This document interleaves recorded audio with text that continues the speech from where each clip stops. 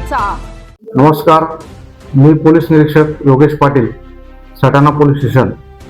सटाणा तालुक्यातील सर्व नागरिकांना आवाहन करतो की आज जी पेट्रोल पंपावर जी लाईन लागलेली आहे, जी अफवा पसरली की पेट्रोल डिझेल संपून जाणार आहे, तर अशी कुठलीही अफवावर विश्वास ठेवू नका। कोणीही कोणत्याही प्रकारचे स्टोरेज करून ठेवू नका, कारण पेट्रोल डिझेल हे सुरळीत चालू आहे।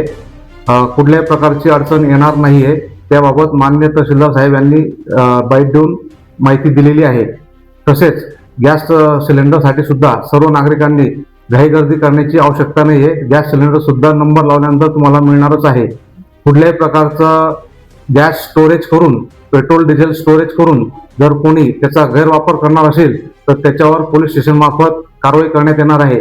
तसेच सोशल मीडियावर कोणत्याही प्रकारचे गॅस डिझेल पेट्रोल टंचाई आहे अशा बाबतचे मेसेज सुद्धा कोणी फॉरवर्ड करू नये। असे जर मेसेज कोणी फॉरवर्ड केले तर त्यांच्यावर देखील कारवाई करण्यात येईल।